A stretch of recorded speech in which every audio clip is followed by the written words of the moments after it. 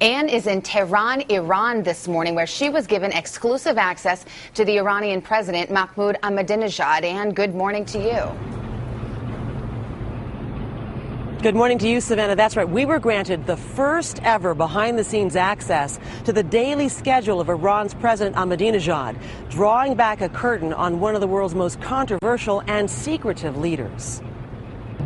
After his 5 a.m. prayers, President Ahmadinejad Good morning, Mr. President. Good morning. Walks from his private residence in the presidential compound to his daily workout, jogging with his security team, at times seemingly Rocky style, before sunrise.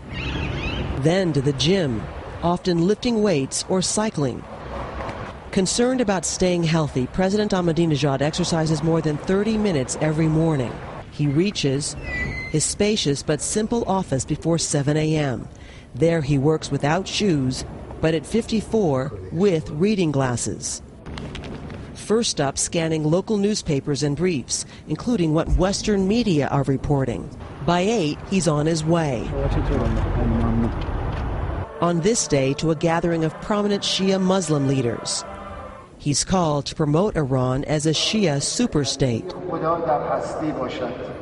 By 9:40, he's boarding a government 707, more than 50 years old. The flying relic is likely a result of Western sanctions long imposed against Iran.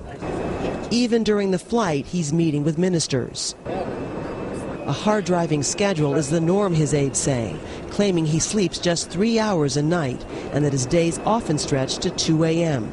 They say even Iran's supreme leader has advised him to sleep more. In his 6 years as president, Ahmadinejad has visited each province at least 3 times and every city in each province. At 11:45, after an hour flight, we land at remote Khorasan province near the border of Turkmenistan. Mr. President. In this poor border town, he first stops at a bazaar, meeting local artisans. Speaking to some, even in everyday English. Mr. President, why have you made this point to come to one of the poorest parts of Iran to highlight the art and the crafts?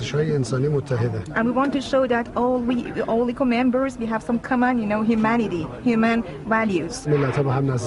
Just the main point is to integrate all the nations together. About all the nations of the world, including the United States? Everywhere there is a human. Keeping obviously a grueling schedule, what is your primary motivation as president? Why do you work so hard? خیلی کار کردیم هنوز که به نصف روز نرسیدیم.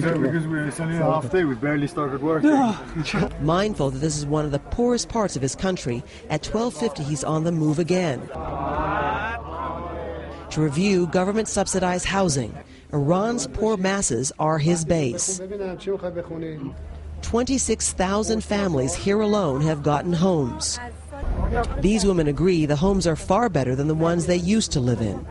But as the president attempts to leave, he is surrounded, swarmed by people pleading for food and other necessities, now dramatically more expensive because of rising inflation. Later in the afternoon, this man tells the president he lost 3 sons in Iran's war with Iraq, and now his wife is sick.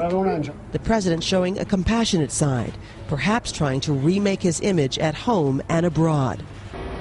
At 6:35, he lands back in Tehran. What is the future you wish for Iran? Why? I want the same future as I want for every nation in the world: peace, friendship, happiness, and unity. At 7:30, back at the presidential compound for hours for more meetings. He stops to pray for the 5th time on this day. And then, in darkness, he returns to work, expected to go until midnight, when night becomes day again. President Ahmadinejad is about to appear once again on the world stage when he speaks before the United Nations General Assembly. But in a sign that his controversial rhetoric has not changed, on Sunday he reiterated his position that 9/11 was, quote, a complicated plan devised as a pretext for the occupation of Afghanistan and Iraq. There is a lot to ask him about, including new concerns about Iran's nuclear ambitions, and we are now working to bring you that interview tomorrow morning on Today. Now back to you, Savannah. All right.